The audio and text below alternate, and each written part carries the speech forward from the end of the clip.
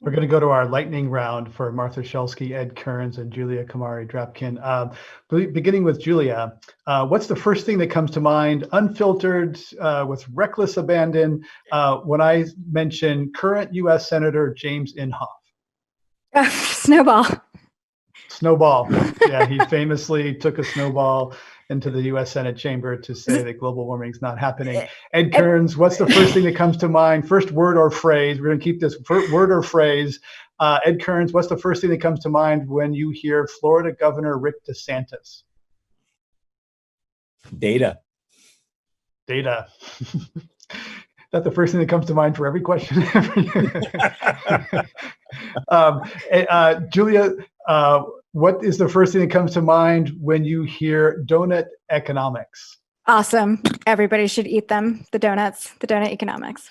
Eat it. Check it out. Ed Kearns, what's the first thing that comes to mind when you hear climate gentrification? Oh, I guess blue lining. Martha Shulski, what's the first thing that comes to mind when you hear... That's funny, not funny. When you, Martha Shulski, what's the first thing that comes to mind when you hear the term flyover country? Teachable moment. Good one. Yeah, not coastal snobs. Okay. Also for Martha, what's the first thing that comes to mind when you hear algal blooms in lakes? Green. That's not a great answer. That's the first thing that came to mind. The color. Yeah. The water looks like, it looks like Jello on ISeeChange. We see the photos. It's like, oof. Yeah, as an aside, in 2011, James Inhofe jumped into Nebraska's Grand Lake and became very ill. And he told the Tulsa newspaper that one of his granddaughters wouldn't swim in the green stuff on the surface of the lake. And Inhofe suggested that the headline of the story should be "The Environment Strikes Back." These are true or false, beginning with Julia. True or false? If you came into money, you would seriously consider buying a home right now in a high-risk flood zone in your hometown on the Gulf Coast. That's not fair. You know, I would invest a lot of money in a high-risk flood zone in a Gulf Coast town to have a conversation about how to adapt.